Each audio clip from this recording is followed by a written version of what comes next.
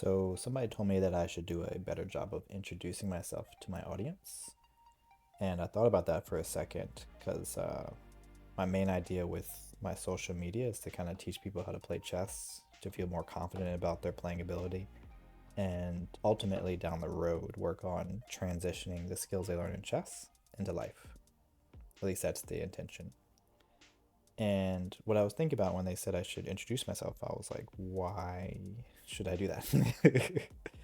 And I think I might have done it like a couple times, just kind of like, the short, like 15, 20 seconds. This is who I am. My name is Corey. I play chess. I teach chess. Um, and then the more I thought about it, part of the reason why I don't introduce myself so much is because I feel like my journey is very unique. There was probably some fear that other people wouldn't relate to it. And I think a lot of times we watch people on like YouTube, TikTok, or whatever, because we can relate in some way. At least that's part of the reason why I watch people. And I guess to kind of let you know a little bit more about myself and what I'm talking about here is that I'm very heavy in academia as far as like education is like king to me. How I found freedom, how I like mentally and financially, for the most part, was through education. And I feel like that's been the only way for me to kind of reach a new level, a new height. And a little bit step further than that, or I guess more specific than that, is that I study counseling and education. So I have an associate's in social science, learning about people. I have a bachelor's in psychology, learning about people. I have a master's in education with a concentration in school counseling. So using that knowledge about people in a school environment, right? And the idea is to, if you've ever had a school counselor or a guidance counselor, that's essentially what I was doing for a little while. Somebody who works with people individually or in small groups, helps you academically, helps you socially, helps you like figure out what you want to do with your career, that kind of stuff. And I really enjoy that kind of stuff. And now I'm working on a PhD in counseling and supervision, which is just more of a focus on research and I guess an additional emphasis on different skills like leadership, supervision, of course, teaching, both at when school counseling is focused on K through 12. And now it's more so my teaching is focused on working with undergraduate and graduate students. Um, so that kind of thing, right? So I'm in three of that now. I just finished my second year. And coming back to introduce myself, and I feel like a lot of people might not relate to the area, it really doesn't make that much sense the more I talk about it because not everybody, but a lot of people are in academia or in education for maybe different subjects, but not necessarily the same as mine. I think what may make me more unique is that I intertwine it very heavily with chess.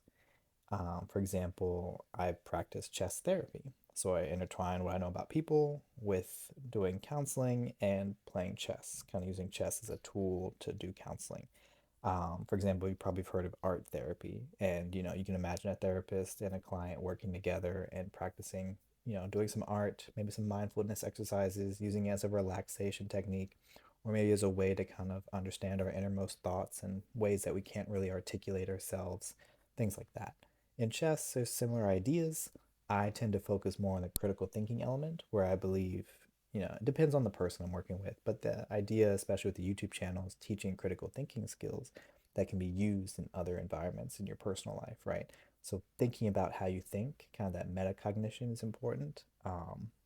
If you ever heard of a SWOT analysis, where it's the acronym for strengths, weaknesses, opportunities, and threats, that comes up in chess a lot. And if you think about it in over the board in a game where there's no stakes, you can start over and over and over. You got endless lives. It's less stressful, and you can start to learn how to do that in your personal life too when you're weighing options and you think about the strengths, the weaknesses, the opportunities, the threats, that kind of thing. And I find that stuff very fascinating.